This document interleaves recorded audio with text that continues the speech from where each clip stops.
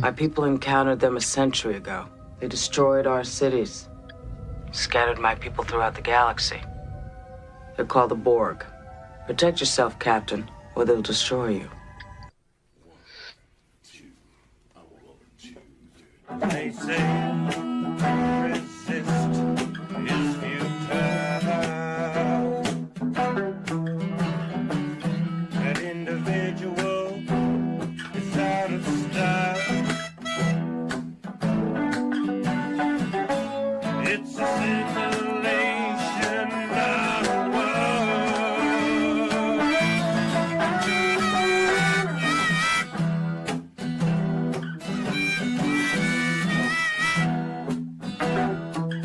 but I know less about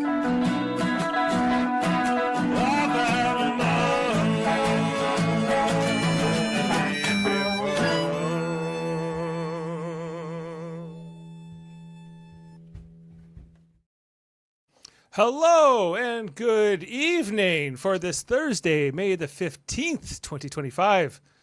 Star Trek The Next Generation, Season 2, Episode 16, Q Who?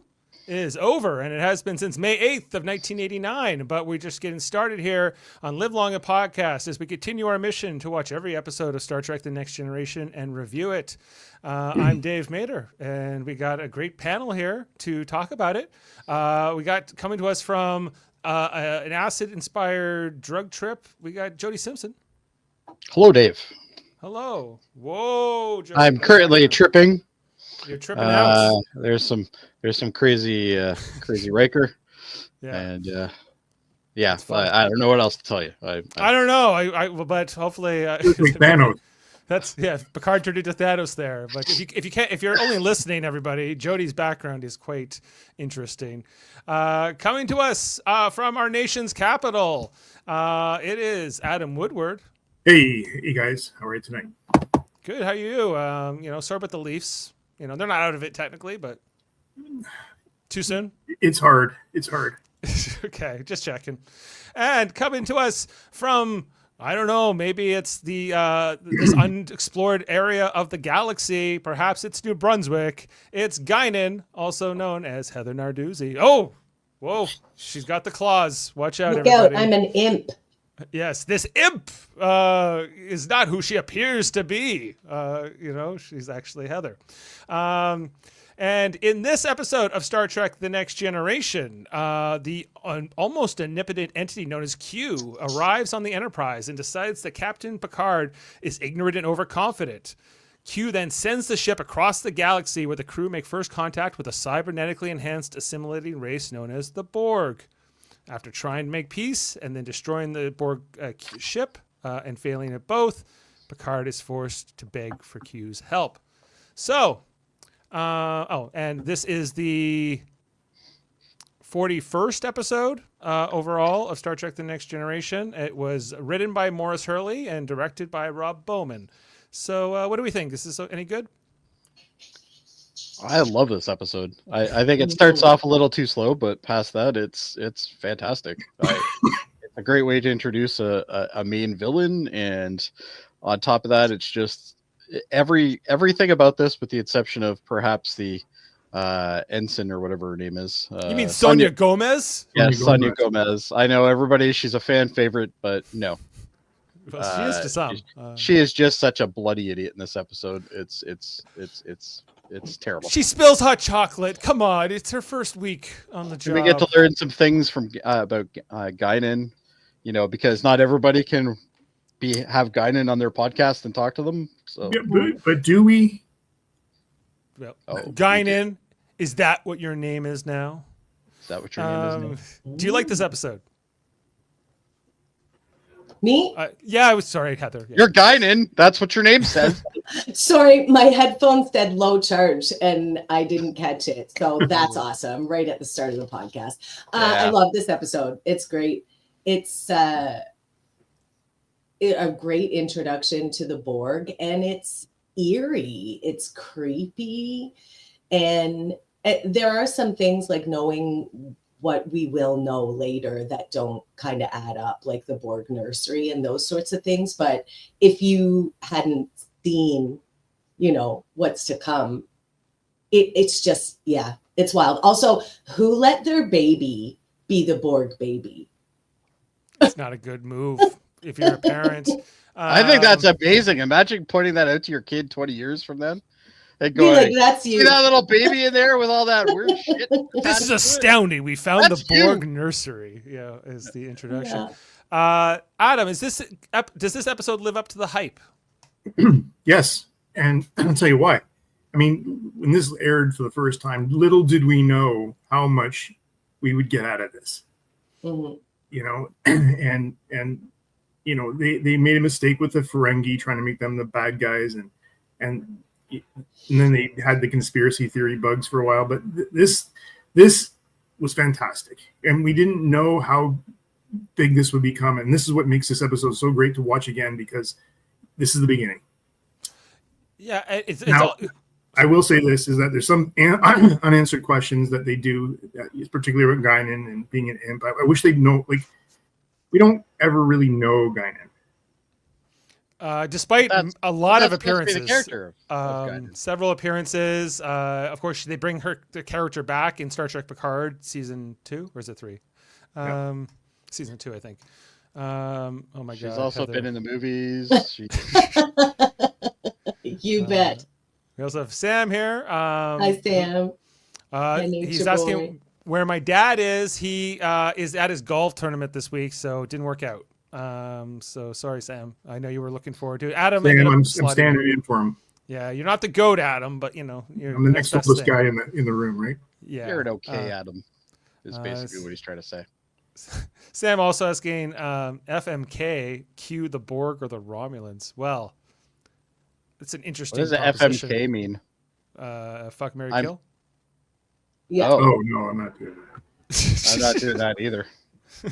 But if I had to, An entire race of people. it's definitely going to be Q, and then it's going to be probably M, and then it's going to be the Borg at the end. Yes. So there you go. We will get my dad Yeah. back for an episode. This was the one I was hoping to have him back for, but I wasn't going to delay it just to have him on either. So we're here. So Adam will do a great job as a panelist. I would. All he has to do is just say we didn't know any better, and he'll be basically. Don't worry, I've got it covered. It's the And if you 80s. can make eye contact with your camera for most of the podcast, Yeah, if you can do this. yeah, and not be like on and your look at my phone. phone. Yeah, what? It's pretty weird. I don't know. Yeah, so that would be. We didn't know any better. I don't know. It was 1989. We didn't know. Yeah. Yeah. Okay. Well, we're gonna get into this. Jody, one more question before we jump in. Is this possibly one of the best Q episodes? More specifically, even though it's definitely a Borg episode, but it's a little more than that.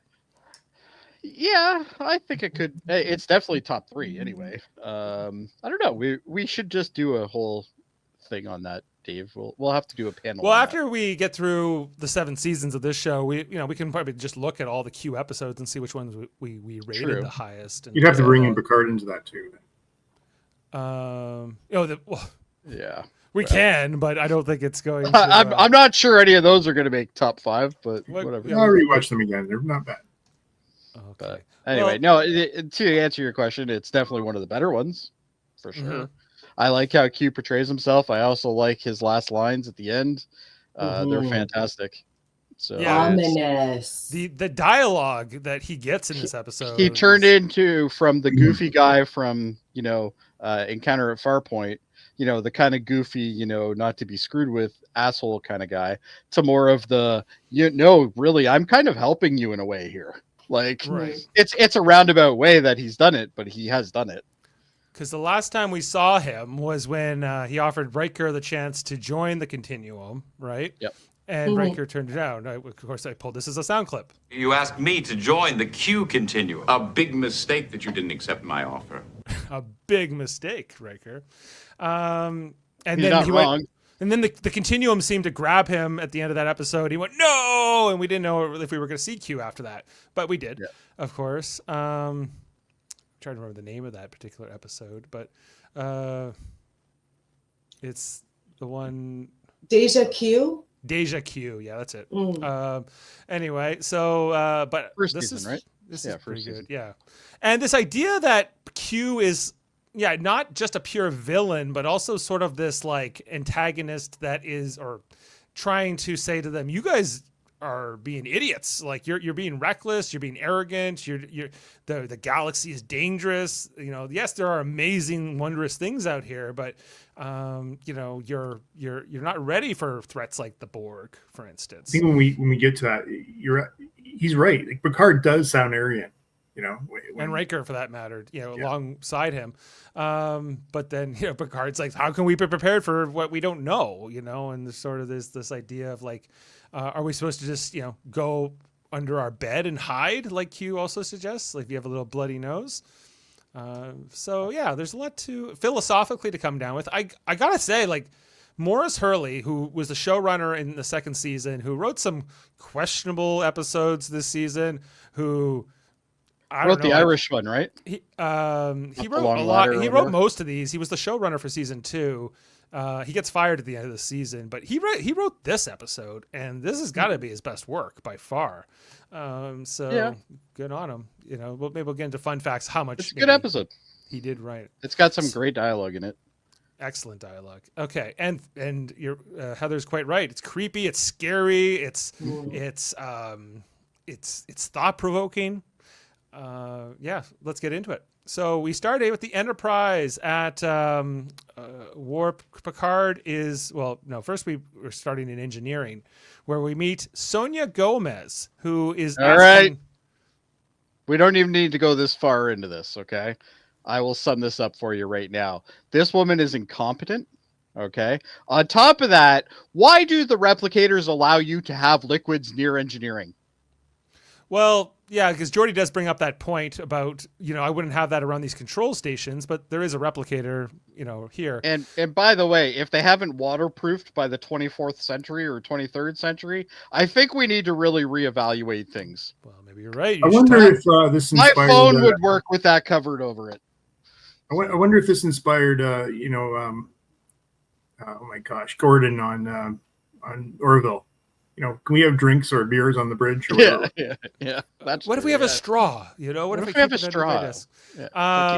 Yeah, Sonia Gomez, because the whole dialogue here at the beginning is between her and Jody. She's a young engineer in the section. She just came aboard the ship, and she said please to the food dispenser before she got the hot chocolate. And Jody goes, "That's weird. We don't say please to food dispensers." But Sonia says, "What's the problem?" we just go into holodecks and make out with chicks. Yeah, Like, well, come on, man. He was, you know, she says, "Hey, like if the computer is artificial intelligent circuitry, why not be polite?" And I don't know. It's a valid point. I agree. If I'm there's a very tele- polite to my Google Home.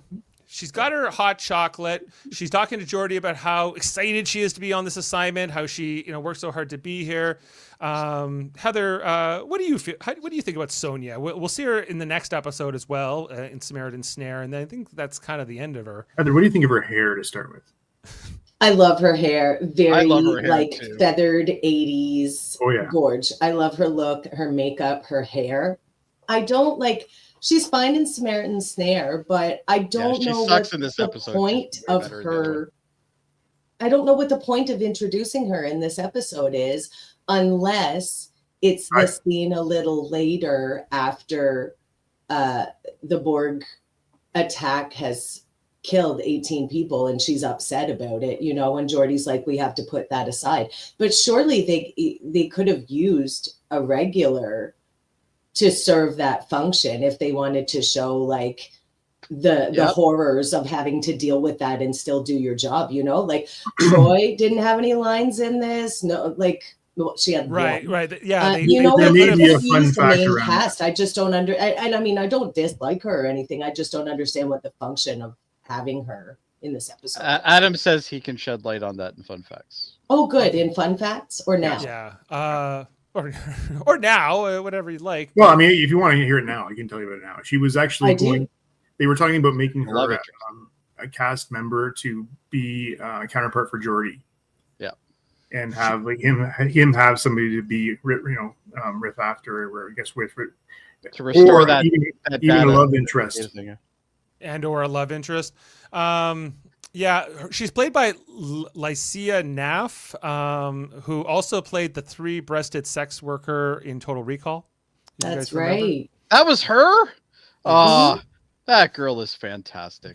Now he likes her, you Now he know. likes her. Oh no, don't get me wrong, and I will clarify this. And actually, Guy in there told us already basically what I was thinking. She's way better in the next episode. She's like in this episode, I think somebody just said, we need you to be as ditzy and stupid as you can be while still sounding smart enough to be on the Enterprise. I think that they actually, when you think about, she's nervous, she's on the Enterprise, she's talking way too much to her boss. If you've ever had somebody junior that comes in and they get like this, it's always weird. That's true. Yeah. Totally. I'm usually that person, Adam.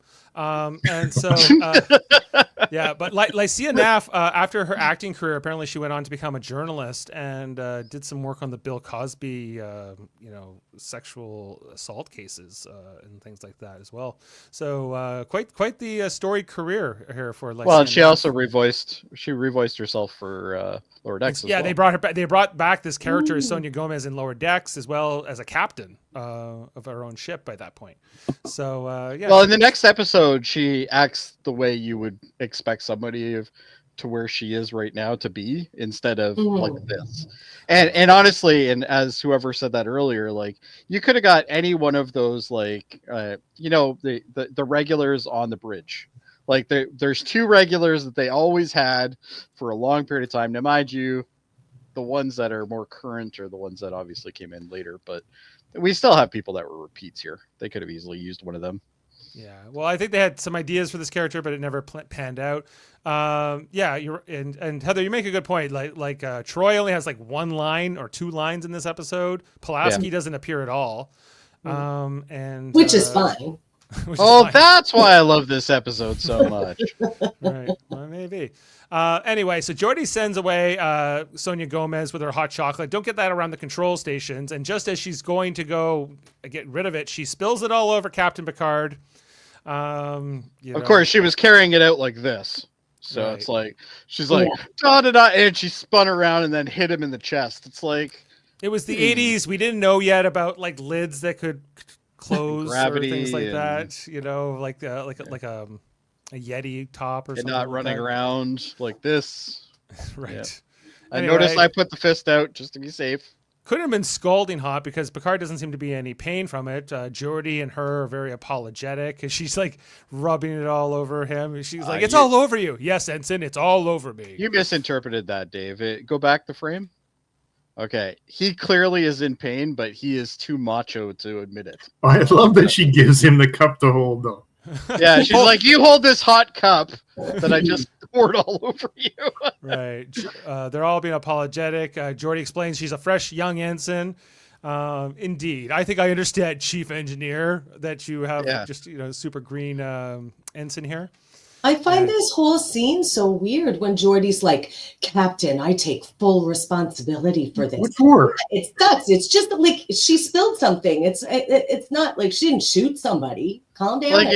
Like maybe there's like a behind the scenes thing that we don't know about where Picard secretly is really mean to Geordi when we don't see him talking, and maybe like he's a beaten man. Like, we don't know. Of him. Well, yeah, I think it's just because. But he does overdo it a little bit. I agree. He's like, I take full responsibility for this, Captain. Please don't hurt me. But like, look here, she looks gorgeous there. Like, luminous skin, beautiful 80s video vixen hair, gorgeous. That chick would have been on any Thunderbird in the 80s on the hood of the Thunderbird, no problem. That's true. Yeah. Well, it wasn't a great first impression, but, she'll work on it. She's a little embarrassed. Anyway, Picard heads to go change his uniform. He gets into the turbolift, and, he's kind of surveying the stains on his shirt, I guess. When he walks out, he can just replicate another one. I know. He just walks out of the turbolift without quite looking, and he doesn't come onto a corridor, but rather into a shuttlecraft and guess who it is? It's I like Q. that he's like, what's the meaning of this, Ensign? Ensign, how did I get into a shuttlecraft? Yeah.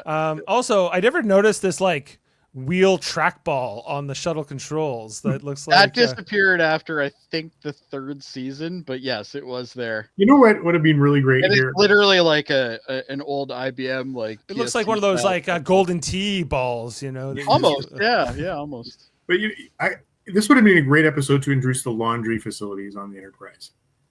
You know, Yeah, where- or just to like show how they recycle that kind of stuff or whatever. like, where does the clothes get done? You know, we know So how they. I think it's like a it's just like a replicator. You put it back in the. They just dump it in a chute and then it de-atomizes it and then they reuse it again for the energy. Great. Heather, you would love that. I would. Imagine the outfits that she would show up in. Yes. Oh, That's all I can say. amazing. Imagine. Anyway, Oh. but we don't need a laundry facility, Adam. Q can just make the stains disappear. I set that up for you, Dave. Yeah, you did. And Picard's all mad. He's like, "You told me you would never mess with my ship again." And Q's like, "Yeah, and we're nowhere near your ship. We're on a shuttle. Isn't that right?" He's got you there, Picard. Got you there. Yeah. Like, how would you check out the navigation? You'll see we're very far, and yeah, Q and Picard in a shuttle in the middle of And nowhere. the shuttle looks way better now than it did originally. Even a couple episodes ago. Yeah, Thank you. Yeah. Goodness. it's a redesign for sure. Anyway, and so that is our teaser for the episode. Q is here, and he's here to mess with Picard. Is basically the idea. Which, that's an instant draw for me. I'm like, Yeah. okay, cool. Hey, like this is a Q episode, everybody, and then it turns into even more than that, you know. So after the credits, we catch up here with Sonia Gomez and Jody. She's talking about how embarrassed she is, and Jordy's. Oh my god! I just realized something. Sonia Gomez is literally the paradox of the Star Trek universe. She causes all of the major events. It all starts with Picard going into the going to have to change his shirt. Are you saying if she didn't spill the hot chocolate on him, that Borg would never have found the Federation? Might have changed things completely. Yep. Might have. No. But Jordy's like, I need you to slow down, Sonia. You're not going to do anything like running into walls. And she goes, but oh no, to be here, I had to be the best, and I can never slow down. I got to be going. All This the time. dialogue is so terrible. It doesn't feel very natural coming from her. No, and she wisps everything. Everything is like, she's and whisper. I had to be the best. I have to be the best, Jody. Yeah. Yeah. Dave, settle down. Woo. I know. Sorry, I'm getting a little excited. I'm getting Sonia Gomez over here, No, I'm starting to sweat. and so is Jordy, perhaps. I don't know how wary he is of this being a love interest. Anyway, he's like, we're going to 10 forward to relax, and we're going to try to look at the stars and not worry about engineering for a bit. We got our title after all that is said.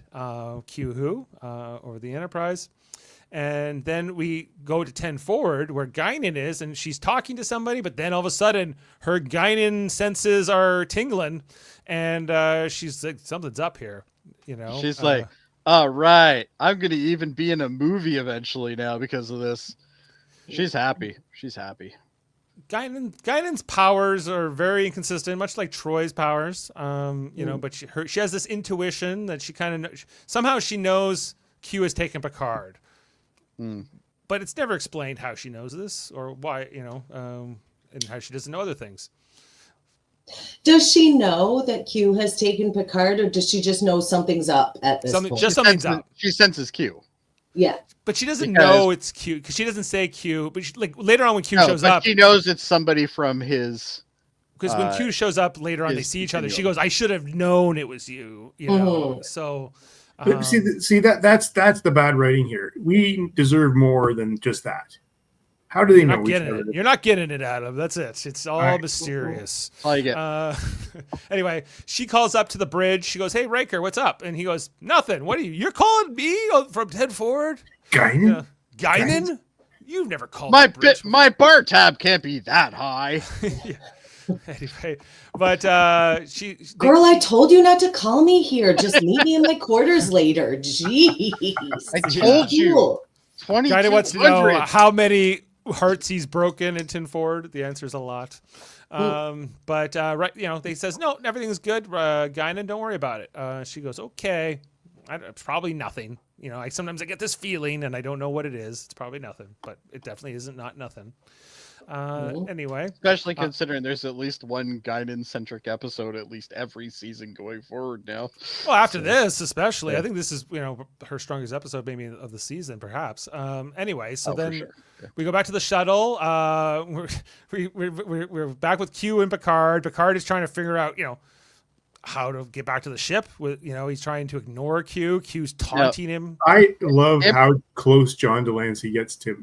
Not only that, and I knew you were going to bring that up, but the other thing I love about this is how this is framed and how it's lit. Yes, Because they've made almost everything around them dark, and it's just these two guys. but when he's whispering, close he's like together. talking in his ear. It's so close. It's almost you're in my space, buddy. But It's man, aggravating to the viewer, which makes it amazing. Which makes it aggravating to It's Picard uncomfortable. as well.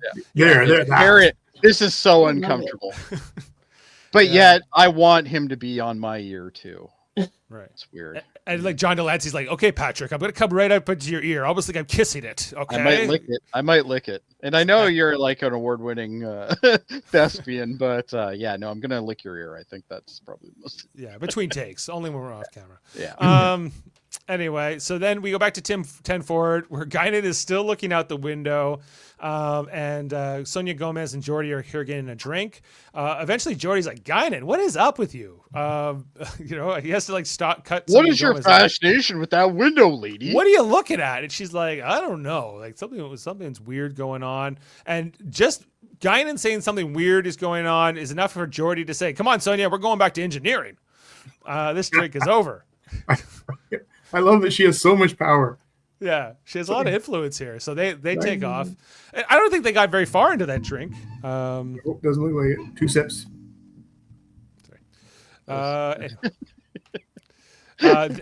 But Guinan's not the only one who senses something is up. It's also Deanna Troi. We have the telepath that normally does this. Where's the captain? And Franker's like in his quarters, but they do a search and he's not there. He's not on the ship. And how many hours do you think their shifts over cross each other? Because like sometimes they're not both on the ship on the bridge at the same time, but then sometimes they are. There's no real answer to that. I know there's normally 3 shifts. Inconclusive, yeah. There's 3 shifts from what we know, though. Riker, once he figures out Picard's not on the ship, he orders a full stop. And they figure out that the shuttlecraft is missing. Wesley's like, how could Picard and the shuttle leave without us knowing? That's not possible. And Riker's just like, shut up, Wesley. Plan out a search pattern. The most amount of area. Do something useful and leave us. Do something useful. The most amount of area in the least amount of time. So that's what they do. We get a Riker's log in between this where he's like, we've been looking for Picard. We can't find anything. Oh, that's what a Riker's log is. Exactly. Now I get it. Then back in the shuttle, Picard is, he's kind of running out of patience here. And Picard, Q is throwing this ball against the wall just for fun. I love that, though, because it still was like, it's just unsettling. Everything he does in the shuttle is unsettling. He's like, how long are we going to stay out here, Picard? I'm ageless. You're not. So I can keep this up all day. And, you'll eventually be a corpse. I won't be. Yeah. Yeah. So Picard says, if you agree, if you agree to return me to my ship, I'll hear you out. And then, and Q goes, great. And then all of a sudden we're in 10 Forward as he throws the ball and he catches it back in 10 Forward. Very cool. It's kind of a fun transition. I always love the Q transitions, and as the series went on, they got better and better at it and cleverer with the way they're doing it. At the end of this episode, when Q is sitting in Riker's chair and then he snaps and it's Riker right away, that's very seamless. Really good. The sound effect they used too was great. I love the sound effect, but I also love, in particular, Riker's reactions. We'll get to them later on when he's transposed with Q. He's always like, "What? That's weird." Anyway, so I also like how he's standing on the bulkhead thing. Yeah, I just love how he's just sitting on the arch there. Yeah. So they're back here in 10 Forward. Then who comes from behind the bar? Guinan, and she locks eyes on Q, and you get the idea. What was she doing before this? Taking inventory.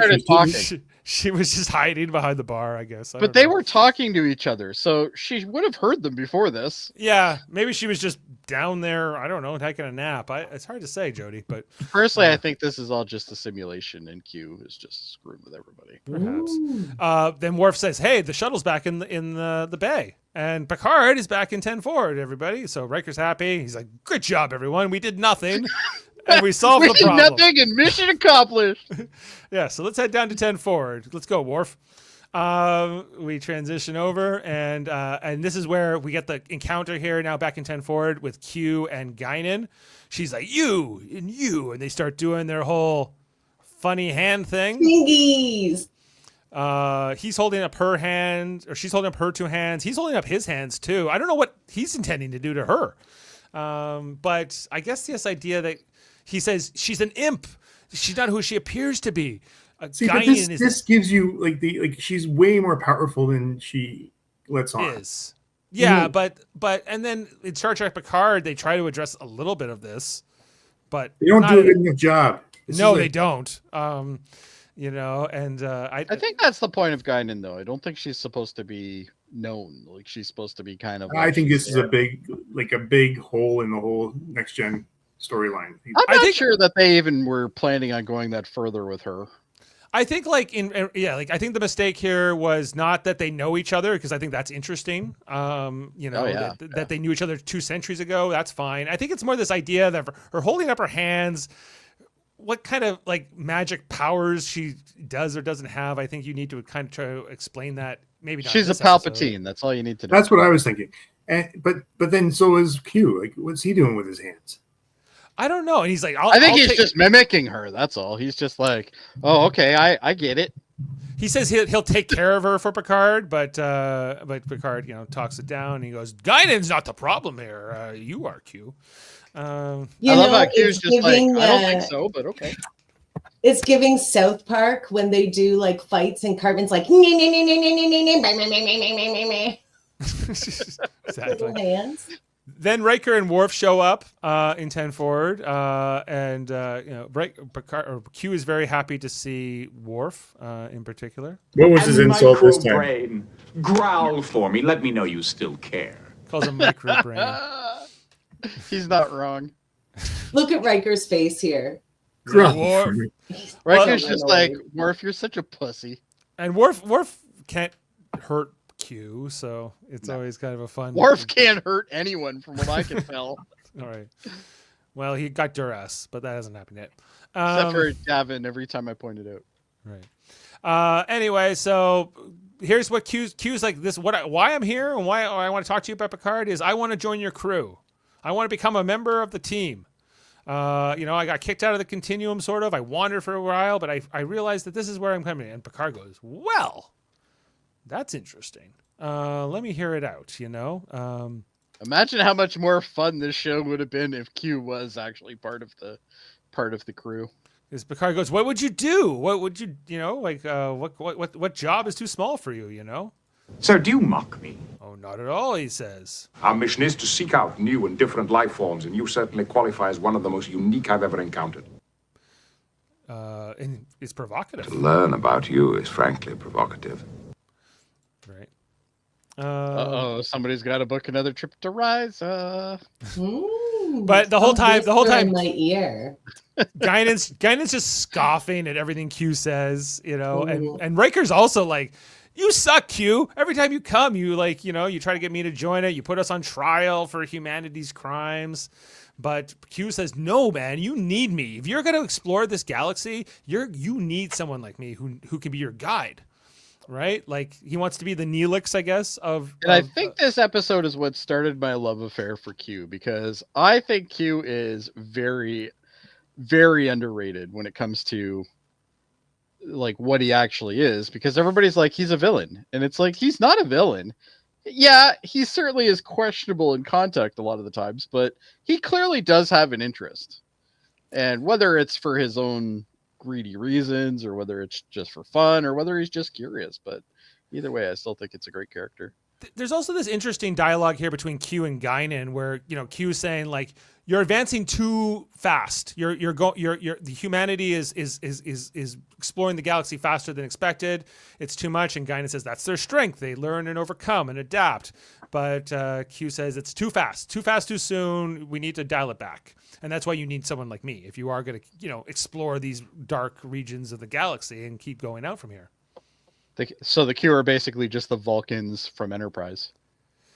They have like sort of like this, like, yeah. No, you're not ready to go yet. Well, I do think that they see themselves as sort of like the custodians or sort of like the guardians of the galaxy, in a sense. The other thing Guinan tells us is that not all the Q are alike. Not all the Q are alike. Some are almost respectable. Almost. And I don't know. Yeah, I think she's racist. Well, I think she's Guinan's she's generalizing, I would say. But she's met a few Q. Speciesist. Perhaps. She said they're not all alike, so I don't know. If she had said they're all alike, I guess that would have been not as good. But anyway, so Q says, you are arrogant. What is with this arrogance and pompous? U.S., He's kind of right, though. all you can do. Well, but Picard says, Simply speaking, we don't trust you. You judge yourselves against the pitiful adversaries you've encountered so far. The Romulans, the Klingons. They're nothing compared to what's waiting. Also, he's not wrong. But it's so interesting because we think of like the Klingons and the Romulans at this point as being like the greatest adversaries of the Federation, right? This ongoing thing. Certainly not pitiful.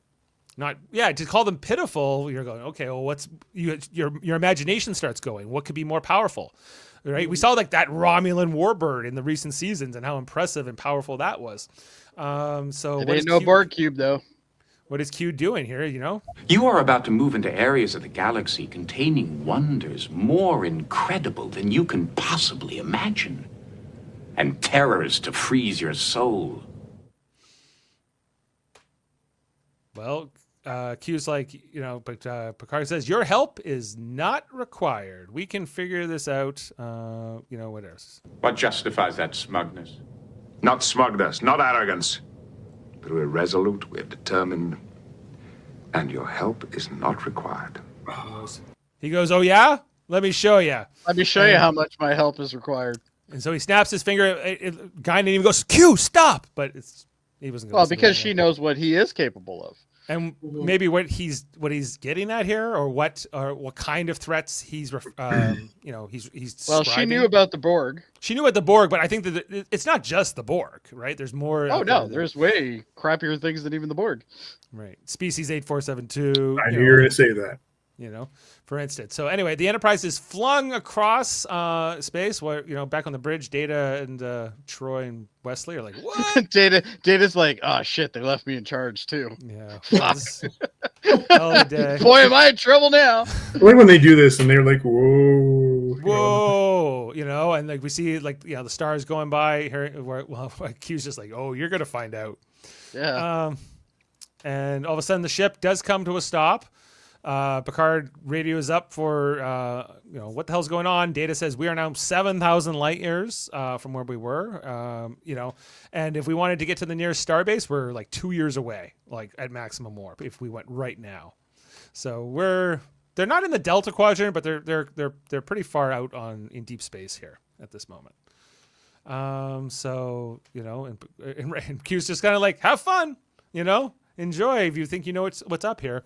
So then Q and Picard and Riker then say, hey, Guinan, you've been here before. Your people have been to this part of the galaxy. What do you say? Can you tell us anything? She's like, if I were you, turn around. Start going back. Start going home now. And Picard's like, well, come on. We can figure this out. Too bad they didn't have the foreshadowing and she couldn't have said So something. here's like, another example. Janeway will really find out. She could have been a little more helpful. She could be a little bit more descriptive, but I guess that's not the Guinan way. And Picard says in his log in between scenes here, he's like, even though Guinan warned me, I feel compelled to explore, this area of space while we're here, Well, there's a couple times where Guinan during this episode basically tells them, no, don't do that. And they do it anyway.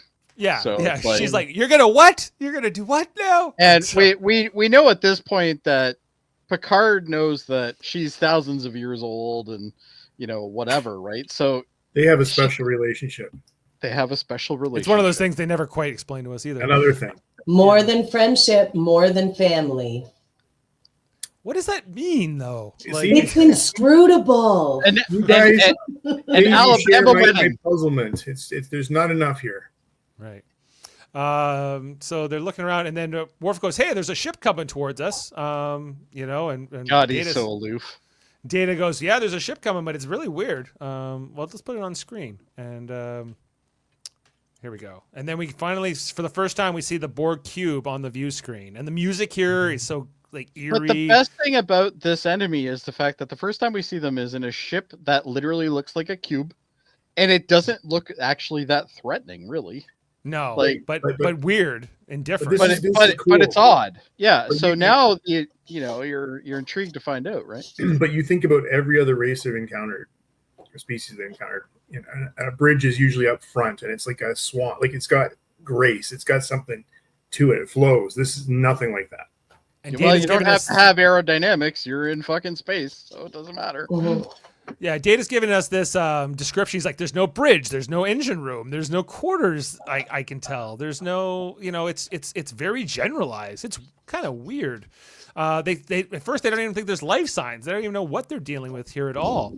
And so Picard goes, "Well, maybe we should call Guinan." And here's Guinan down in 10 forward. She's got a front row seat here to look out the window. There you go, Look, Guinan. now is the good time to show you my tiny Borg cube. Aw. Aw, That's it's awesome. so cute. Look, it used to have a Borg and a Picard, but my grandmother sucked them up in the vacuum when I was Oh, a teenager. Is that like a Polly Pocket sort of thing? Oh. Similar. I don't know. It was like a little play set that I got together, and it had a tiny Picard and a tiny Borg. I remember those things. I never had one, but Yeah. I remember them. Yeah. Cute. Very cool. Well, did you know that Guinan has like a little office around the corner from the 10 forward lounge? Why? For this kind even though she could For inventory. she already could see the ship through like her window. Doesn't need to do any orders.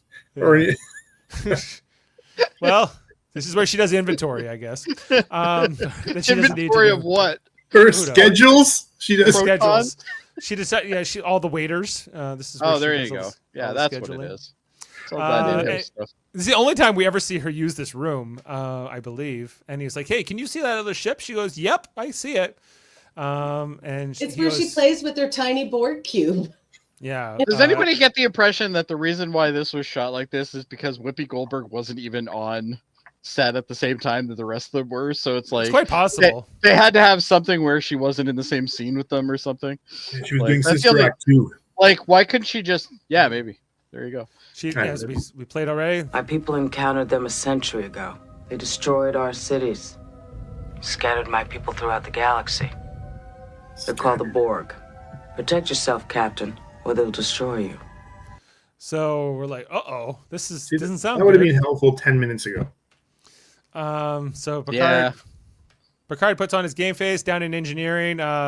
Jody gets a visitor from the first Borg drone we ever see, who beams in, I suppose, with the green transporter beam. And Jody says, "Intruder alert! We got an intruder. Get down here." And then we get this first exterior shot with the Enterprise in the cube, and we see how massive the cube is. Yeah. in So now comparison. you're like, oh wait, this is cool. big. Yeah. It doesn't look imposing at all on the view screen, but when you see it like this, Yeah. it's really wow. Big wow massive. factor. Yeah, massive. Yeah. And the Enterprise D is a massive ship in its own right, Mhm. Oh, by yeah. our standards. So it's like you could fit, I don't know, probably 100 Enterprises inside that cube, maybe. Mhm. It's so big. Anyway, so this Borg drone is looking around, and Geordi's trying not to interfere. He's like, I don't know. He's looking around my engine. He's looking at the consoles, and ain't that weird? So Picard and Worf and his security team are here. They try to talk to him, and then Q materializes. He's like, "Isn't it weird?" He's like, "Nothing you've ever seen before." He doesn't even call him a he. Refers to the Borg as an it. Not a he, not a she. Completely different. And Picard Well, says, they don't "Hey," procreate, so they don't need sex organs, I guess, technically. Technically, no. But he's like, "We mean you no harm," Picard says to him. What is your intent? And Q's just like, "What do you think he wants? He doesn't want anything from you. You're nothing to him. You're nothing to him. He doesn't even. Yeah. He's not even acknowledging you. That's how he- insignificant you are. He's here trying to figure out what your technology is and what he can consume and what he can take from you. What are what raw materials they can steal. All this from a spilt hot chocolate. Just remember that. Never forget. It's all Sonia Gomez's fault. And then the Borg starts using his apparatus on his arm to access the computer. And Picard's like, "You can't do that. We can't let you do that." And the Borg's just like, "I'm doing it. I don't care." He's like, That's well, he a doesn't even big- acknowledge him. He's just like, whatever. Like this early Borg is very that's a big. Yeah, they have long ones because I don't think they had the RC. That's a very long stuff. thing. They Yes. just, I think they actually work it. Like the person who's holding it actually works. The Yeah. side of it. I think there's like so a too. It's control. on it and it's got a little thing inside for them to push, kind of thing. Right. Then later on, they got the RF stuff and everything. Yeah. So they say, "Okay, let's send our security guard after him." And so Picard asks Worf to do something. Worf then sends this guy instead, and this guy gets thrown across the Again, Worf. room. Yeah. I won't get into it, but Worf. Well, Worf's Completely like, incompetent Worf. Worf's like, "I gotta see." Well, Worf's like, "I didn't want that to be me who get thrown." Yeah, across the I don't room." want to get thrown around. So It's not my job. So then Worf's like, "Oh yeah." Well, then Worf phasers the Borg, but the Borg is not affected initially at all by the phaser fire. Just takes it. And he's like, "Look what I'm doing! I'm stealing your computer secrets. You can't stop me." And so Did Picard anybody says, notice the side profile of the first Borg looked an awful lot like Brent Spiner? 100%. Yes, Okay. I agree. Yeah, I don't think it is him, but No. It's not his when the you see him profile in is this so shot. much like him, though. Yeah. Oh, go Yeah, back. There's There you a go. lot, and then Similar the next nose. one, you This can one? tell this one right here. You can tell that his chin is more Yeah, he's got square a and it's more not protruding. Yeah, he's finer, got but the- in the he's got the profile, chin it coming out, really yeah. looks like maybe that. it's his cousin. I don't know. Anyway, so then the Borg is continuing to go here. Worf turns up the phaser setting, and then Worf shoots him right in the chest, taking him out, and he collapses here on the deck. And then a couple moments later, another Borg emerges. Or moments later, I suppose. And Which is fantastic in the episode because at that point you're like, oh shit. Right? And Worf immediately he goes into the computer again, and Worf immediately phasers him. But this is the introduction of the adaptation of the shields. How they that can adapt, yeah. Right, like this is it's baked right in from the beginning here. And this is something that we constantly revisit with the Borg too. Like they're always readapting constantly to everybody. Mhm. Exactly. And this look that the Borg gives after This guy's a little weird, yeah. yeah, it's very scary, I also find this is where he goes to the fallen Borg and takes his components. I've always found that so creepy. I find that very chilling. Like I don't care that you're dead. We need these parts because it doesn't matter to the hive. We just need to reabsorb all exactly. of this. And after he removes those components, then we see the one drone that's still alive beams out, and then the other one disintegrates basically after having those components removed, and then turns into kind of a smudge on the carpet. You're gonna have a hard time getting that out. But maybe the cleaning service will come along. Anyway, so then there's Adam's back. There we go. Welcome back, Adam. Don't touch anything, Adam. Yeah, don't touch it. Did you kick the router?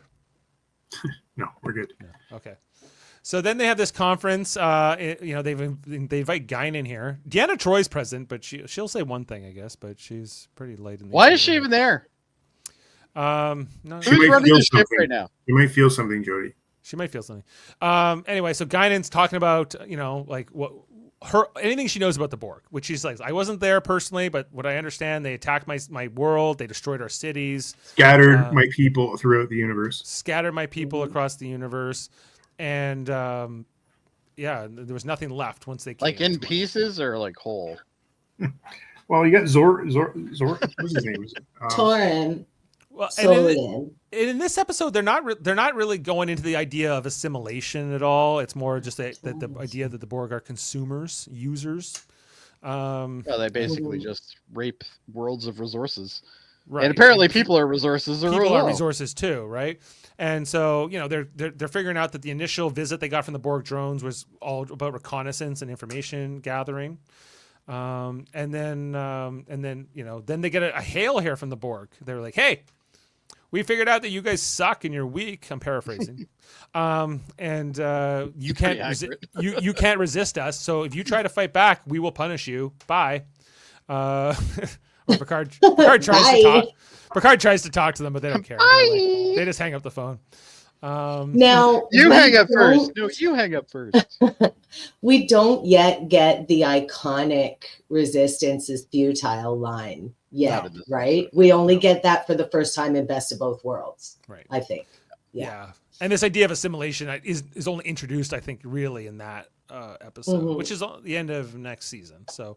But they talk about like the advantages of the collective hive mind. This is one of the few lines Troy has. She's like, an individual leader can make mistakes, but the group is less likely to.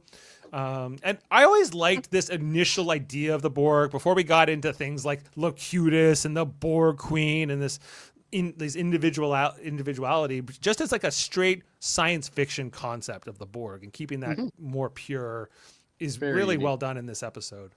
And described, right? So they see all that, and then Q shows up on the monitor. He's like, "Oh, Picard, are you sure you don't want me as a part of your crew? I could really help you out of this conference." And then he disappears. They get called then to the bridge. Guinan's just left there. They just left Guinan there. Just leave Guinan there to sit there. Guinan's like, "I don't have swipe access to get out of this room." Because the Borg had put the Enterprise in a tractor beam, a green tractor beam, the scariest kind. Ooh. And so Picard's like, "Okay, warp anywhere, go," and they can't move. The ship is frozen where it is. So Picard says, "Fire everything." So they start shooting their phasers kind of randomly. All of a sudden the Enterprise gets this cutting beam that comes into it. I love this though, where they just like core it out. They're just like, and here we go. Yeah, we see this they're just coring it like an apple or a pineapple. That's super cool because that's not something we've seen at all. No. That's really different and unique. And you see it being pulled out of the ship. We even see like furniture from the different rooms and things. But they said there was 18 people in these areas, but yet we don't see a single body fly out. No, we don't. Well, like, I don't know. Maybe like the field is holding them in. Did they assimilate those 18 people, or were they just killed from the vacuum of space? I got the impression they did assimilate them because they now the next time they meet them, they have much more information about humans. True. It would make sense that they probably did assimilate a few crew members here, but they don't really know what happened to them. They just kind of consider them lost and stolen. The only person that really cares about it is Sonia Gomez anyway. My favorite line is like when Worf's like, they're cutting to us with some kind of a cutting beam or laser beam, and Riker goes, "They're carving us up like a roast." Yeah. So they start firing everything. They start firing phasers kind of randomly, and they go again, and they take some huge chunks out of the cube. This is how I play video games. I just randomly throw everything, and then we'll see what hits. Throw everything, fire everything. You should see me in Helldivers too. I'm a menace. But anyway. And we find, and I don't even know why. Because later on in the episode, Picard keeps trying to use photon torpedoes, but it's clear that the phasers are way more effective. In this fight. Oh yeah, they always have been too. Yeah. Anyway, so the cube, it looks pretty beat up after this little encounter, and so they're kind of dormant, and we'll find out that they're regenerating, but we don't quite know that yet. The Enterprise thinks they think they've kind of won the fight or won the battle in some ways. Well, look at Riker. He's even like, where do you think you're going there, QB boys? Yeah. Worf gives the report here. He's like, sections like XX, XYZ on these decks gone, destroyed, and 18 people are unaccounted for in those sections. Is this the first time he's lost anybody? No, it's not the very first time, but I guess like this many at once, like 18 Tasha people. Yar. No, yeah, like Tashiara, but Oh, there yeah. have been other. Yeah, there have been a few other like crewmen, but like for 18 to get lost in one swoop like this, I think this is the first time there was multiple casualties, like massive. right? And Like, later over on, when 3. Worf's like, "Hey, we got the name of the casualties," and Picard's like, "Never mind that. I don't care right now." Later. Well, Later. it's true though. Like, why the fuck is Worf working on that right now? Like, what does it matter? Like, He wants to scream up into the heavens, Jody. You know, for their souls, so they get into Stovacor. Oh, okay. Anyway, Well, so that they, makes sense. They then choose to head back to the conference room. I guess. Oh no! But first, before we deal with Guinan again, we got Jordy and Sonia Gomez who have this conversation. They're trying to get the engines working again, get the ships going. She's like, 18 people are dead, Jordy. Because of my hot chocolate. And Jordy goes, I know All it's comes weird, back but you to got to the put it out of your hot head. We'll have time to grieve later. We got to stay focused here. We got to get away from this Borg. And she kind of, says, okay. But, I to your earlier point, I think like they could have given this scene to Wesley, for instance, or something like that, Could have literally gave it to anybody. Yeah, but they chose. You They could were have trying even to, you could even got Jordy to be a little bit grievy and like somebody else is like talking to him or something. I think that even an ensign coming from Starfleet would have a little bit more control. Like, if they're the best of the best and they're talking, I'm sure this is in command. Starfleet Academy is essentially like it's essentially like whatever that the big high scholaring like army schools and stuff like that. Like it's supposed to be those, right? West Point, yeah, there you go, West Point. It's supposed to be like a West Point kind of thing, is it not? the Annapolis. Yeah, and this is the flagship. So, like, you really have to be the best and the brightest to get posted here. And she's like, oh, hot chocolate. I'm sad. But she's really good with antimatter reactors. I love it. I love it when Heather comes on board with me. Yes. Anyway. It's like superpowers collide. Back to the conference here with Guinan and the crew where, they're talking about the Borg and then Q comes in here into the room. And he's like, the Borg are the ultimate users. They've identified you as something that they can consume. Yeah, and that's what they're going to do. Like you're not going to be able to fight them. They are relentless. And Riker's like, come on, you could have taught us a lesson without killing all our people. They're saying, tell us they're not really dead, Q. And he goes, they're dead. But would they have learned the lesson? I don't think they would have. It's like no one cared about those. They were non-union extras. They're gone. Don't worry about it. It's like all those contractors on the Death Star. Don't worry about it. Exactly. Picard has to like hold Riker back, but then I love this and the chair pops back up. It just moves around. Fun. All right. Just then, what's the final moments of this conversation? Oh yeah, this is where they say, "Let's go get our away team and go pay them a visit." And Guinan's like, "Don't do that." Riker goes, "In my opinion, it's the only option." And I go, "No, it's not. Like no, it's running not. away, running away is an options. option right now. Like doing more research might be the first time somebody do. Right." And Guinan goes, "Are you crazy? You're gonna go over there?" Riker's like, they paid us a visit. We owe them the return favor. And she's like, no, you don't. We could literally run away. Come on. But you can also just admit to Q that you're wrong.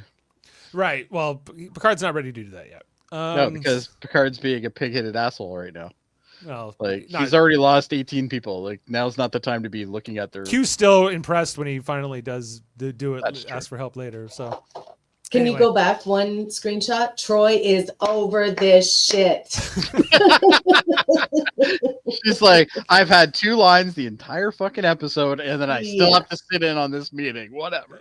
Yeah. Y'all, this meeting could have been an email, and the email says, let's run away right now. Like, do we have to have a Teams meeting every time you want to change policy? Yeah, exactly. So then down in the transporter room, O'Brien gets the task of beaming them in. It's Data, Worf, and Riker heading over as the team. And does he have a name yet? Because I noticed they called him Transporter Chief. Yes, he Has does. He been named? Yeah, he goes. Previous episodes they said his name. Yeah, and in this one he actually does say his name. He goes O'Brien here to Picard later on. Oh, okay. They called him Transporter Chief. Because like straight up, I think they throw O'Brien's in more episodes than Pulaski or Troy or some of the other Wesley. Season 2, he's in every episode. Yeah, Pretty much. he's there all the time. Actually, I gotta find out how many episodes he was in. It's a lot. I bet Anyway, you it's so about the same. So then we get the interior of a Borg cube in this episode. You know, it will change once we get to the movie First Contact and, you know, some of the True. Voyager and stuff. But this is the original version. It's way more lit, I guess, than what we'll come to know the cubes. The cubes tend to become more dark after this. They get a little bit more Well, it depends on how good the batteries are. That's all. sweaty. Borg cubes were so lit in the 80s. It was like Party Central. Yeah, you didn't know yet. They needed to be gritty and everything else. So yeah, so there's this whole thing where Riker's describing back to Picard what he sees over there, how there's all these Okay, alcoves. I would just like to say, while we were watching this part and Riker said something and Picard's like, describe it. Guys, it's the 24th century. You think you could have like a video or Yeah, like, we talked about that a couple episodes ago because We have, yeah. where's body cams in body this? cams. They experimented with Geordi's visor being. Oh like, yeah, that was the episode we talked about that. Yeah, but they never really they kind of rely on this dialogue and describing over the audio. You know, Okay, so the official statement is Miles O'Brien appeared in all 26 episodes of the second season. but the season 2 only has 22 episodes. Oh, well then hold on. Let well, me he read did it. 4 extra. Well, that's impressive. By himself. The lost episodes. It says there's 26 episodes, so there's clearly something wrong there. Because yeah, it's only 24, isn't it? 24. Yeah, it's less than the other seasons because of the strike. I know that. So Yeah. anyway, Yeah, but 22 episodes. There's only 22. and But anyway, he was in Data's all of just- them. and get Pulaski's count. I think. All right, hold on. Let me. Data's Anyway. just pushing buttons on the Borg ship here. Right. Hello, my robot brethren. What does this do? Right. He's kind of all into it. They're looking around the cube. We see this one drone that goes by. She's got the prosthetic in the mouth. I don't think we see that too many times with Borg after this. Like this sort of like almost like a scuba kind of apparatus. Worf's about to shoot, but then Riker stops him and Oh. this sorry. idea that the Borg won't react to you until they either don't see us or they don't see us as a threat. And a lot of these other things being kind of established in this episode, that the Borg are unconventional in terms of how they go about their business. They talk about the alcoves and how that they're working together. That their focus is on repairing the ship, and then we get the pullback here of the Borg cube that goes into the matte painting, showing the sheer size and scope of it. 20 episodes, Dave. Pulaski. Yep. So O'Brien beats her. Brian beats her in season 2. Yeah. Anyway, so this is where Picard, he says, "Hey, transporter room," and he goes, "O'Brien here." And he goes, "Be ready to get them out of there, O'Brien." I guess I've never noticed this before watching it today. The Borg emblem appears here on the wall. And we see that again like a few times, even in this episode. But remember when like Lore kind of teams up with the Borg people later on in the show? That Mass. symbol is we'll see that symbol again there. So yeah, it's like the Oh Borg yeah, it was on the logo. floor. That's right. Yeah. Yeah, the Borg logo. I never noticed it before. Anyway, the Borg nursery, where hey, Borg babies, everyone. This is astounding. This doesn't work. No. Well, do the Borg just kill all the babies that they come across, or do they assimilate them too? They seem to assimilate them. They're Aren't just, they cute? it's a cute little Borg baby. Yeah, he's having a good time for a Borg baby. Well, there's probably some reason why they weren't allowed to go too much further than that. Like, well, we can attach like a wire to his chest, and Well, they couldn't make them, veiny and white and all that stuff. right. They would do this differently now, but it was kind of fun at the time, I guess. Anyway, so then they're looking around, and then this is where Data figures out that the Borg ship is regenerating. We again see that Borg symbol here on the wall. Oh, neat. and, Never noticed that before. But the Yeah, Borg neither. wouldn't have a symbol. Well, they have a logo, like, it's trademarked. So apparently they do. Why Anyway, is Adam such a Debbie Downer? he's like, they wouldn't have that. I mean, they might have it. No, they wouldn't. There's no need for creativity. Why would they do that? Irrelevant. Adam hates this episode. No, I don't hate this episode. Finding all I these do plot not- holes. I have some problems with it. I've seen it so many times. I just want to know more, Jody. I want to know more. So once they figure out that the Borg ship is regenerating and repairing itself, Picard goes, "What the hell?" He says, "Beam the away team directly to the bridge and let's get the hell out of here right now," which is what Guinan told them to do before. But anyway, what do you do? You could have been halfway across the galaxy by now. So the Enterprise warps away, but Data's like, they are following us. They are in pursuit. And here they come. And just like, the Borg ship pursuing them, they magnify it here. And then Riker says 10 times magnification. And we see like the actual hull like bending and moving and repairing. Yeah, there's itself. a guy behind that with the paper mache, like pushing it back out. That looks so shitty. It looks like claymation. It could have been. We don't know. There was no CGI yet, Heather.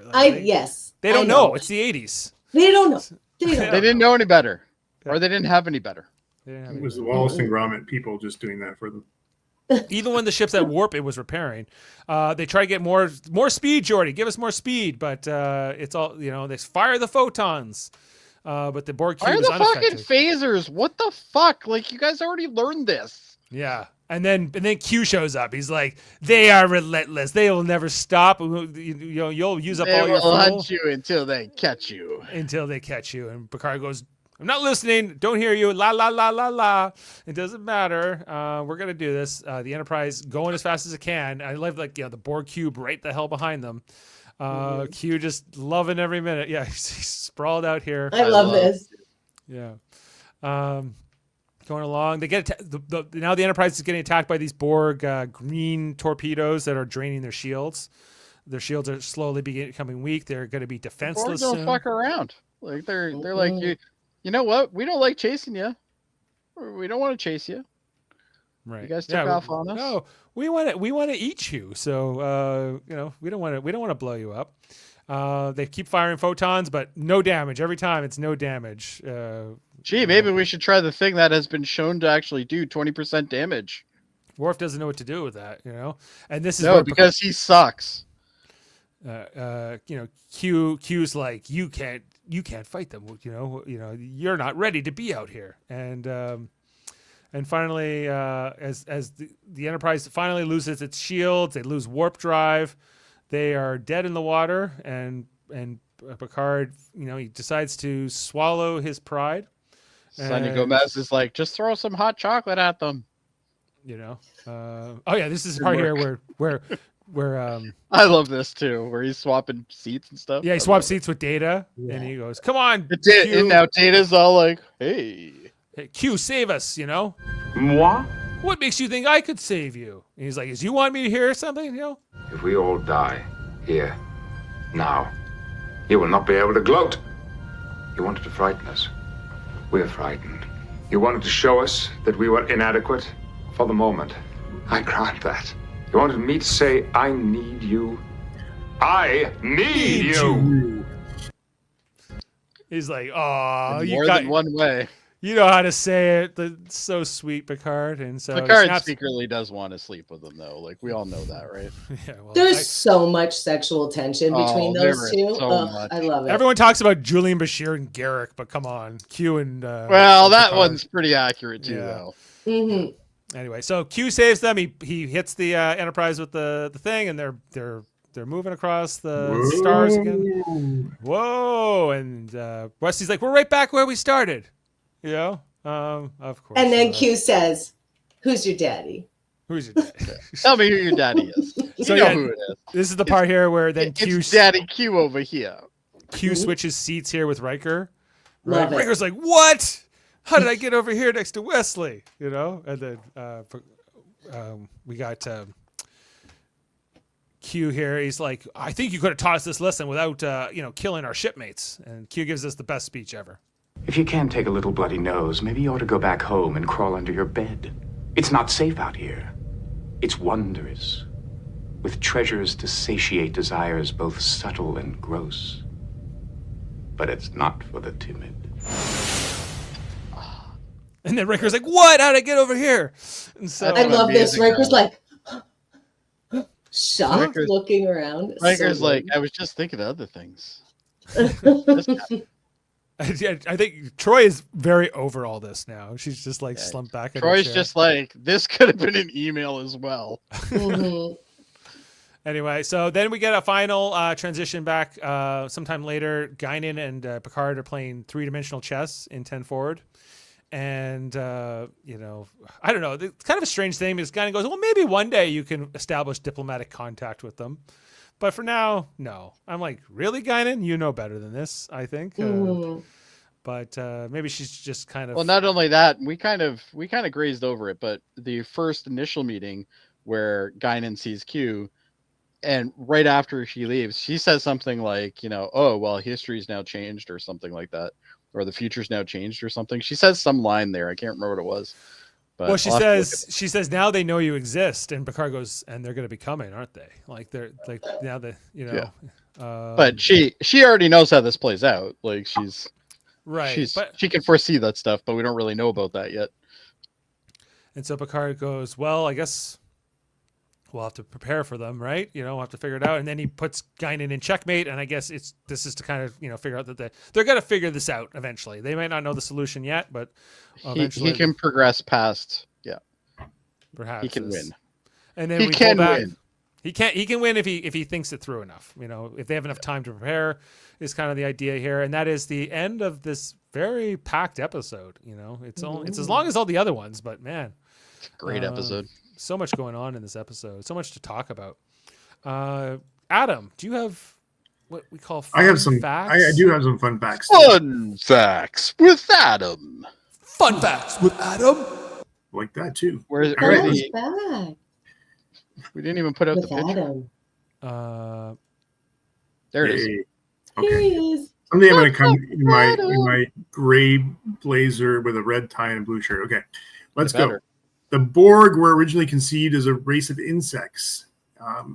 As featured in the previous season's conspiracy, there was a relation there. See, budget restrictions meant the decision was made to go with cyborgs instead. Nevertheless, Q-Who went still $50,000 over budget. Insectoid races would later appear as enemies in Voyager and Enterprise. It would, like, if they had tried to do an insectoid race back then, it would have looked awful. Like It would have looked so bad, and it would have been really shitty, like worse than the Ferengi. yeah, good Yeah. call. It looked good in Enterprise, though. It did look good in Enterprise. It looked okay, but like, you know, at I the did. time, it was still early CGI. I think if they did it now, you could really pull it off. But This is the episode where the Borg made their debut. They would eventually go on to become the ultimate nemesis of the Federation. The original was supposed to be the Ferengi, as I mentioned earlier, but never materialized since Fan took them as too comical for this role. Later on, the Cardassians would become the big bad threat. But really, the Borg were used sparingly after, once we got into Voyager, etc. Originally, they were not intended to have a queen. In the two-part episode, which they later appear, Best of Both Worlds and Best of Both Worlds 2, reflects this. The Borg Queen was created because the writers were having a difficulty writing dialogue for what was intended to be the Borg's central computer. Yeah. So, that's interesting.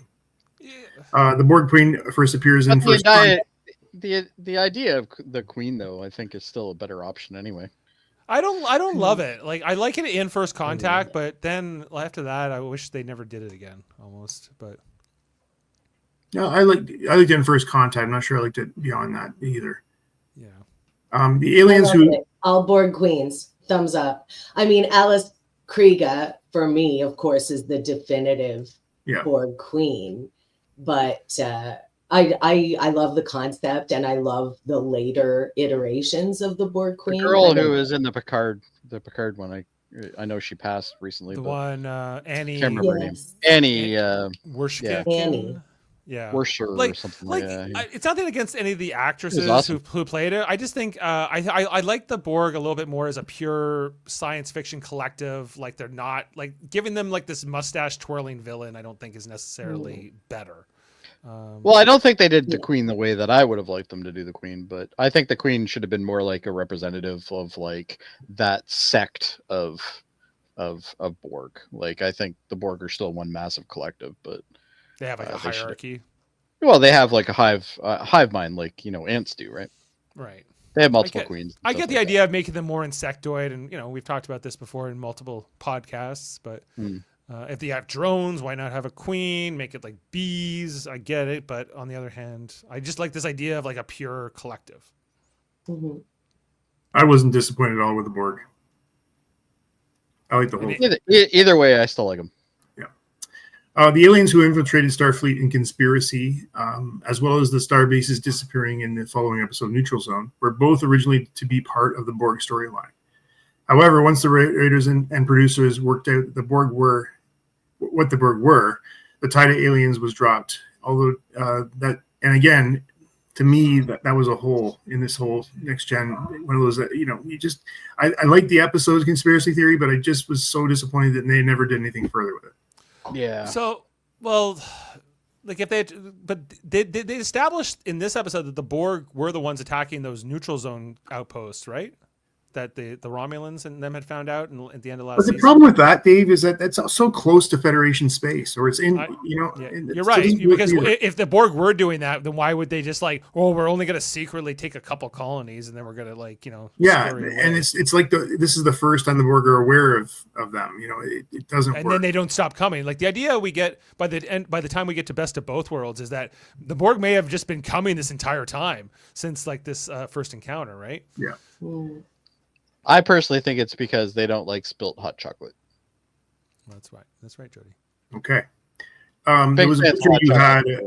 You were showing the observation lounge when they were having a meeting a while ago, but there was the only time during the series where the outline of the view screen behind Picard blinks red during a red alert. Yeah. Which I think is a good feature. Oh, they didn't think so. Adam, do you have a fun fact about Captain Power and the Soldiers of the Future? No. Want to tell us? Yeah. Details with Dave. Details. Don't encourage him. So the designs were reminiscent of creations of H.R. Geiger and the character of Lord Dredd from the television series Captain Power and the Soldiers of the Future. Do you guys know that show? No. I do. It's awesome. It was they built toys. On. They built toys, and then you could fly them. Right, and Lord Dredd was kind of like he looked like Locutus. He had like the eye, and like I did Star Trek rip off Captain Power and the Soldiers of the Future. Everyone could have. I don't know the show, but I do remember reading before that the Borg design was Geiger inspired. There you go. Well, in Captain Power and the Soldiers of the Future, they had LaForce from Mallrats. He was Tank. So anyway, back to you, Adam. I bet you were excited about that. I was actually. Even though the Borg have assimilated thousands of worlds and species, the only ones we ever see are human-looking, which is kind of interesting. I think that would have been cool to actually throw some other alien in there. Like that's for budget reasons. They gave us babies, at least, Yeah, they gave us babies in drawers, Adam. What more do you want? But realistically, I didn't want babies in drawers like that. No, most of the aliens that we've seen in all of the Star Trek series up to this point were all humanoid anyway. You want Borg fish people? They're still humanoid. I want Borg Ferengi. That would be a long makeup for whoever has to put that on. This is the first time in Trek history where Spanish is actually spoken by none other than Q. Con permiso, Capitan. Just after the Enterprise is transferred into Sector J25. Which means, let's make out, Captain. Yes. The Daleks and the Cybermen, two reoccurring cybernetic boogeymen, races from Doctor Who, have been suspected to be the influence for the Borg. I would say more the Cybermen than the Daleks. The Daleks just run around in a machine. The Daleks are like these weird, gross alien things that live inside of a big casing. But the Cybermen actually it's more like assimilation. It turns normal people into Cybermen. Yeah. So, Q says to Picard, "You can't outrun them, and you can't outgun them." In Star Trek II, The Wrath of Khan, Spock says, "She can still outrun us and outgun us." References. The Reliant, specifically. The Reliant, yeah. She'll fly apart. Oh no, that's not the same. What is it? Oh no, that wasn't 2. Okay, you have to listen to this one because it took me a couple times to read it before I got out of here. But in Star Trek Enterprise episode Regeneration, it is revealed that the cube encountered at system J25 in Q Who is on direct course for Earth. After receiving a signal sent by an assimilated ship over 200 years prior to these events. The ship that sent that signal was the time-displaced events in Star Trek First Contact. Yep.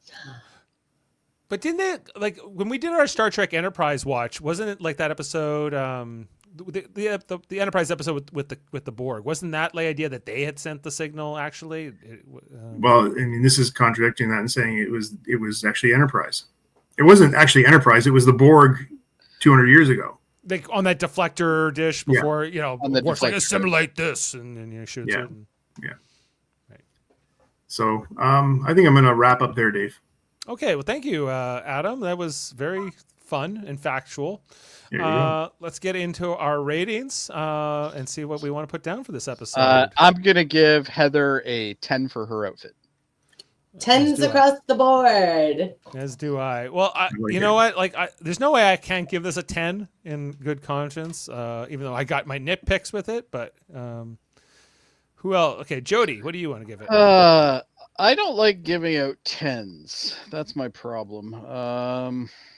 Except to me. Except to you, of course. But you know what? I'm gonna do 9.5 because there is some stupid things in the plot. But past that, it's a solid. You're saying 9.5? 9.5. Sorry. What Okay. did I say? Just I thought that's what you said. it thought is that what you was- said. It is what you said. Oh. I was just confirming that's what you said. Oh, okay. I have partaked a little. Adam? So, as I said at the beginning, this is the ultimate episode we got. This is the beginning of the Borg, which makes this a really strong episode for me. Except I can't get over that we don't know more about Guinan. And it was too much revealed here that we never Get found. over it. Gee. No. He doesn't like loose threads. That's how Adam is. It bugs me. You know, we had So 7 you didn't seasons. bother to watch anything in DS9 then? Because that would have just made you nuts. We had 7 years of this show plus movies. They could have done more. They could have, for sure. So how many points are you Oh, deducting, I'm Adam? giving this an 8. An 8? An 8? I feel like Why you've did- given something. You gave an 8.5 to Where Silence Has Lease. Okay, yeah, you're right. I should take this up to an 8.5. 8.5. Okay. What? It should be at least a 9. It's better than that episode. I'm not- That's I'm not a even- good episode. He's Okay, not good. you're- He won't be bullied into a 9, everybody. Okay. I will bully him as much as I want to. Heather, what do you want to give it? I will give this episode a 9. Okay. I just because I think the whole bit with Sonia Gomez is a bit weak, and Troy doesn't get to do much of anything. But I mean, it's an iconic episode. Our introduction to the Borg and that wonderful appeal from Picard, and then that little speech from Q at the end. I love it. And Guinan's fantastic. She looks Okay. and is amazing. I'm Not into it. because Jody bullied me here. I'm going It to is. 9 because you're right about John Delancey. Yeah, John right. Delancey was so good in this episode. Mhm, Damn right. mhm. He's And yeah, for the he's- record, I did bully you. No, actually, Heather pushed Or me. Heather bullied you. One of the two of us bullied There was you. no bullying involved. We're good. I feel all right. I feel good with my decision. He won't be bullied. All right. Well, anyway, we're averaging 9.4. So this is I think it's actually we're lower than a Matter of Honor and The Measure of a Man, technically. On But this. you also don't have our ratings for those. I don't have Jody and Adam's ratings or Heather's actually for well, I For do the measure of a man, Yeah. Well, it's a 10. 10. Okay. Yeah, well, 10. it stays at a 10. Jody, what do you want to give Measure of a Man? I'm going to give this a 9. Wow. Okay. There's some boring dialogue. Just in brought there. it down to a 9.9, Jody. Average. That's fine. I'm okay with that. It's Heather, still a great what episode. did you think of Philip, whatever her last name was? Louvois. Her hair. Ugh. Terrible. What? Nobody would wear their hair like that in the future. Nobody No. wears their hair like that now. It's terrible. It's bad. And then they did the same ridiculous, elaborate hairstyle on Janeway. Like, calm down, y'all. Yeah. Women don't want to wear their hair in chignon. Like, We're trying to do Mulgrew talks business about here. that a We want to lot. wear giant spaceship hats and like flat hair. Exactly. Me too. Any other ratings before I take it down? For those who I'll have do missed? those off air.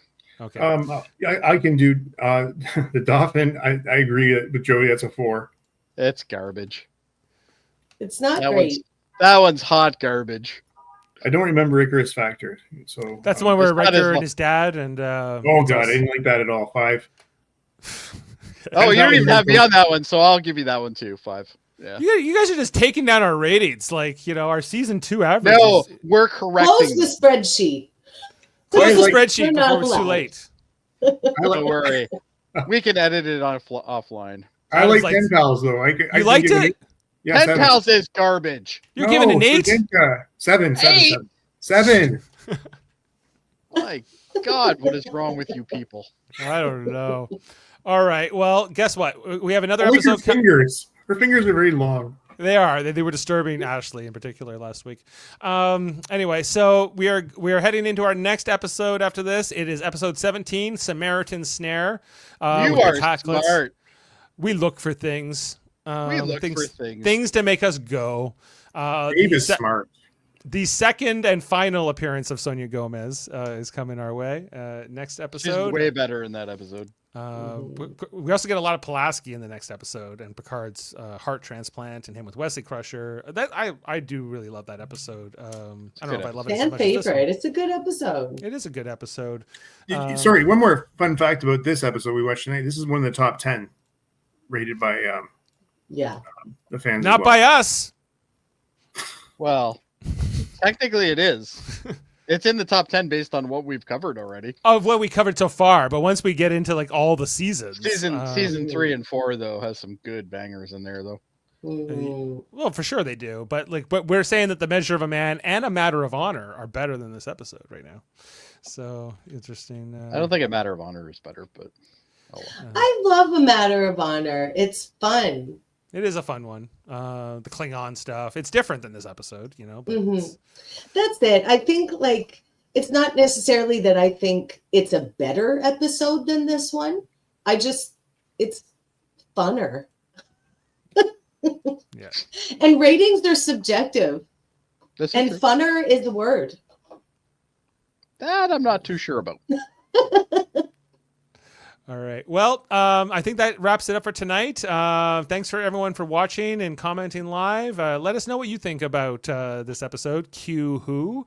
And make sure to check out all our other content. Every Monday night, we're talking about For All Mankind. Our next episode is Hi Bob, Season 1, Episode 7. We'll be on Monday night to look at that. The cutest of Borg, indeed. The cutest of Borg. Yeah. And Survivor is wrapping up next week on our Super Mater Brothers channel on Wednesday night. We're finishing up season 48. Look out for that. I think I have a Season Trivial Debates coming 48. up on the 25th. With it's gonna be Ninja Turtle themed, and what else? The answer is Donatello. You're right. The answer is Donatello. Told ya. But don't tell the contestant. I think Davin's competing in that one, so we'll see how he does. Oh. He's a Michelangelo guy, so. Oh, well, We're, then we're also going to launch a probe this weekend, I think. Oh, you're launching a probe. It's been a while since any probes Yeah. have been launched. Well, I think what is that's what what my is it- wife says. Yeah. What is it? What I know I pulled that. Oh yeah. We are being probed. There you go. Oh my. All right. Well, thanks to everyone for being with us, and we will see you next time here on Live Long and Podcast. I'm gonna do it. I'm gonna do it gangsta style. Nice. I add a little excitement, a little spice to your lives, and all you